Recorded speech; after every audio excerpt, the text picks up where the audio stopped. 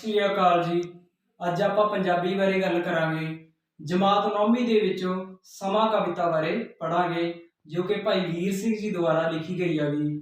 ਭਾਈ ਵੀਰ ਸਿੰਘ ਜੀ ਬਾਰੇ ਜਾਣੀਏ ਤਾਂ ਆਪਾਂ ਭਾਈ ਵੀਰ ਸਿੰਘ ਜੀ ਦਾ ਜਨਮ ਆ ਜਿਹੜਾ ਉਹ 1872 ਈਸਵੀ ਨੂੰ ਅੰਮ੍ਰਿਤਸਰ ਦੇ ਵਿੱਚ ਹੋਇਆ ਸੀਗਾ। ਇਸ ਤੋਂ ਇਲਾਵਾ ਡੈਥ ਦੀ ਗੱਲ ਕਰਾਂ, ਉਹ 1957 ਈਸਵੀ ਨੂੰ ਅੰਮ੍ਰਿਤਸਰ ਦੇ ਵਿੱਚ ਹੀ ਹੋਈ ਸੀਗੀ। ਹੁਣ ਗੱਲ ਕੀਤੀ ਜਾਵੇ, ਦੁਨੀਆ ਭਰ ਦੇ ਵਿੱਚ ਭਾਈ ਵੀਰ ਸਿੰਘ ਜੀ ਦੀਆਂ ਲਿਖੀਆਂ ਰਚਨਾਵਾਂ ਕਾਫੀ ਪ੍ਰਸਿੱਧ ਨੇਗੀਆਂ। ਗੱਲ ਕੀਤੀ ਜਾਵੇ ਜਿਹੜੀ ਸੁੰਦਰੀ, ਇਹ ਭਾਈ ਵੀਰ ਸਿੰਘ ਜੀ ਦੁਆਰਾ ਲਿਖੀ ਗਈ ਹੈਗੀ।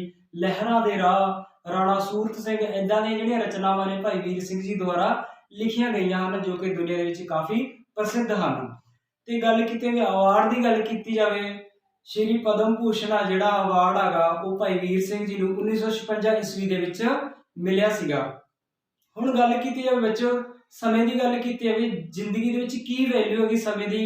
ਇੱਕ ਆਪਾਂ ਕਹਾਵਤ ਪੜ੍ਹੀ ਹੈਗੀ, ਕਹਿੰਦੇ ਵੀ ਜਿਹੜਾ ਸਮੇਂ ਨੂੰ ਨਸ਼ਟ ਕਰਦਾ ਗਾ, ਸਮਾਂ ਉਸ ਨੂੰ ਨਸ਼ਟ ਕਰ ਦਿੰਦਾ ਗਾ। ਸੋ ਆਪਾਂ ਜ਼ਿਆਦਾ ਦੇਰ ਨਾ ਲਗਾਉਂਦੇ ਹੋਏ ਆਪਾਂ ਕਵਿਤਾ ਬਾਰੇ ਸਟਾਰਟ ਕਰ ਦਿਆਂਗੇ। ਹੁਣ ਆਪਾਂ ਕਵਿਤਾ ਦੇਖਦੇ ਹਾਂ। ਰਹੀ ਵਾਸਤੇ ਘੱਤ ਸਮੇਂ ਨੇ ਇੱਕ ਨਾ ਮੰਨੀ, ਫੜ ਫੜ ਰਹੀ ਤਰੀਕ ਸਮੇਂ ਖਿਸਕਾਈ ਕੰਨੀ। ਰਹੀ ਵਾਸਤੇ ਘੱਤ ਦਾ ਮਤਲਬ ਆ ਵੀ ਜਿਹੜਾ ਮਨੁੱਖ ਹੈਗਾ ਸਮੇਂ ਅੱਗੇ ਤਰਲੇ ਪਾ ਰਿਹਾ ਗਾ, ਉਹਦੇ ਅੱਗੇ ਹੱਥ ਜੋੜ ਰਿਹਾ, ਪਰ ਸਮੇਂ ਨੇ ਉਹਦੀ ਇੱਕ ਨਾ ਮੰਨੀ। ਸਮੇਂ ਨੂੰ ਫੜ ਫੜ ਕੇ ਰੱਖਣ ਦੀ ਵੀ ਕੋਸ਼ਿਸ਼ ਕੀਤੀ, ਪਰ ਜਿਹੜਾ ਸਮਾਂ ਗਾ ਉਹ ਕੰਨੀ ਖਿਸਕਾ ਕੇ ਅੱਗੇ ਲੰਘ ਗਿਆ।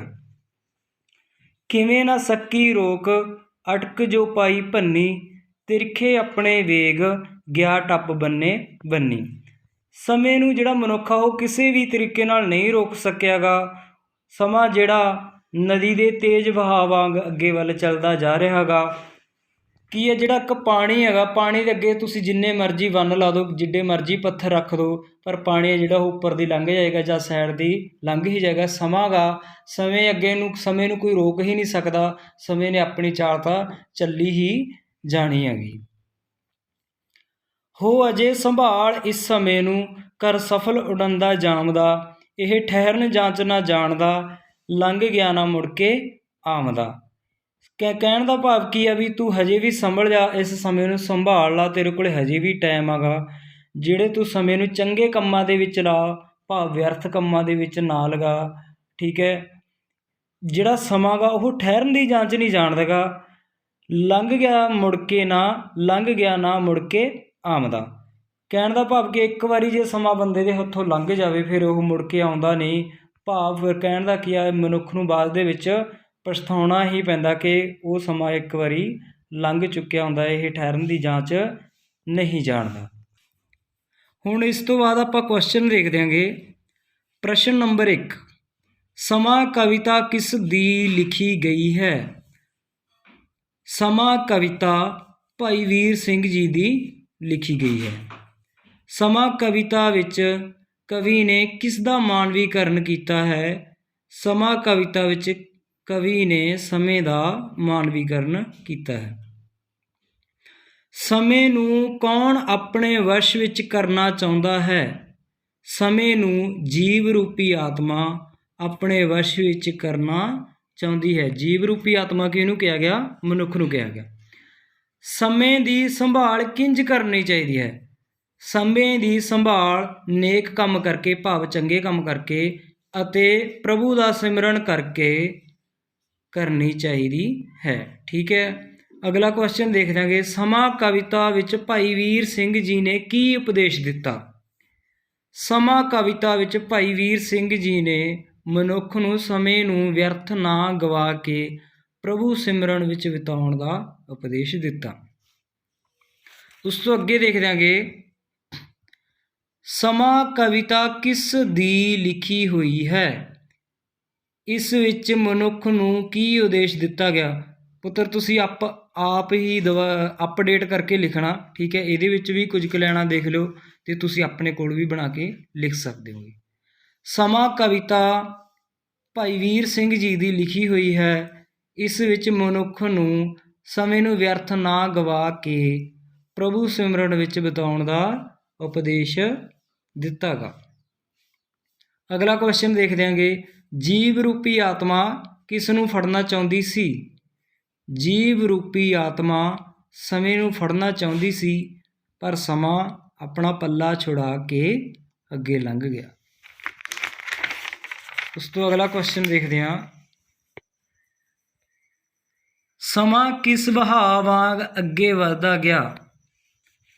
ਸਮੇਂ ਨੂੰ ਰੋਕਣ ਲਈ ਜਿੰਨੀਆਂ ਰੁਕਾਵਟਾਂ ਪਾਈਆਂ, ਸਭ ਨੂੰ ਤੋੜ ਕੇ ਦਰਿਆ ਦੇ ਪਾਣੀ ਦੇ ਤੇਜ਼ ਵਹਾਅ ਵਾਂਗ ਹੱਦਾਂ ਬੰਨੇ ਪਾਰ ਕਰਕੇ ਅੱਗੇ ਵੱਧਦਾ ਗਿਆ। ਅਗਲਾ ਕੁਐਸਚਨ ਦੇਖਦੇ ਹਾਂ। ਸਮੇਂ ਨੂੰ ਕਿਹੜੇ ਕੰਮ ਕਰਕੇ ਸਫਲ ਕਰਨਾ ਚਾਹੀਦਾ ਹੈ? ਸਮੇਂ ਨੂੰ ਸ਼ੁਭ ਕੰਮਾਂ ਵਿੱਚ ਲਾ ਕੇ ਅਤੇ ਪ੍ਰਭੂ ਦਾ ਸਿਮਰਨ ਕਰਕੇ ਸਮੇਂ ਨੂੰ ਸਫਲ ਕਰਨਾ ਚਾਹੀਦਾ ਹੈ। ਅੱਗੇ ਦੇਖਾਂਗੇ ਪੈਰੇ ਦੇ ਵਿੱਚੋਂ ਆਪਾਂ ਉੱਤਰ ਲਿਖਣਾਗੇ। ਪੈਰਾ ਕਵਿਤਾ ਦੀਆਂ ਲਾਈਨਾਂ ਪੜ੍ਹਨੀਆਂ ਨੇ, ਫਿਰ ਇਹਦੇ ਵਿੱਚੋਂ ਤੁਸੀਂ ਆਨਸਰ ਦੇਖਣਗੇ। ਹੋ ਅਜੇ ਸੰਭਾਲ ਇਸ ਸਮੇਂ ਨੂੰ, ਕਰ ਸਫਲ ਉਡੰਦਾ ਜਾਮਦਾ, ਇਹ ਠਹਿਰਨ ਜਾਂਚ ਨਾ ਜਾਣਦਾ, ਲੰਘ ਗਿਆ ਨਾ ਮੁੜਦੇ ਆਮਦਾ। ਇਹ ਸਤਰਾਂ ਕਿਸ ਕਵੀ ਦੀਆਂ ਲਿਖੀਆਂ ਹੋਈਆਂ ਹਨ? ਇਹ ਸਤਰਾਂ ਭਾਈ ਵੀਰ ਸਿੰਘ ਜੀ ਦੀਆਂ ਲਿਖੀਆਂ ਹੋਈਆਂ ਹਨ। ਇਹ ਸਤਰਾਂ ਕਿਹੜੀ ਕਵਿਤਾ ਵਿੱਚੋਂ ਲਈਆਂ ਗਈਆਂ ਹਨ ਤੇ ਇਹ ਤੁਹਾਡੀ ਕਿਸ ਪਾਠ ਪੁਸਤਕ ਵਿੱਚ ਦਰਜ ਹੈ? ਇਹ ਸਤਰਾਂ ਸਮਾਂ ਕਵਿਤਾ ਵਿੱਚੋਂ ਲਈਆਂ ਗਈਆਂ ਹਨ।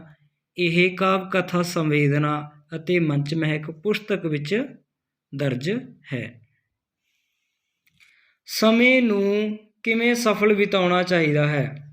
ਸਮੇਂ ਨੂੰ ਸ਼ੁਭ ਕੰਮਾਂ ਵਿੱਚ ਲਾ ਕੇ ਅਤੇ ਪ੍ਰਭੂ ਸਿਮਰਨ ਕਰਕੇ ਸਮੇਂ ਨੂੰ ਸਫਲ ਕਰਨਾ ਚਾਹੀਦਾ ਹੈ। ਅਗਲਾ ਦੇਖਦੇ ਹਾਂਗੇ। ਕੌਣ ਠਹਿਰਨ ਦੀ ਜਾਂਚ ਨਹੀਂ ਜਾਣਦਾ? ਸਮਾਂ ਠਹਿਰਨ ਦੀ ਜਾਂਚ ਨਹੀਂ ਜਾਣਦਾ। ਬੱਚਿਓ, ਹੁਣ ਆਪਾਂ ਸਮੇਂ ਬਾਰੇ ਪੜ੍ਹਿਆ। ਸਮਾਂ ਜ਼ਿੰਦਗੀ ਦੇ ਵਿੱਚ ਬਹੁਤ ਹੀ ਵੈਲਿਊ ਹੈਗੀ ਸਮੇਂ ਦੀ। ਜਿਹੜਾ ਸਮੇਂ ਨੂੰ ਸਮਝ ਗਿਆ, ਸਮਾਂ ਉਸ ਨੂੰ ਸਮਝੇਗਾ। ਜਿਹੜਾ ਸਮੇਂ ਨੂੰ ਨਹੀਂ ਸਮਝੇਗਾ, ਸਮਾਂ ਉਸ ਨੂੰ ਨਹੀਂ ਸਮਝੇਗਾ।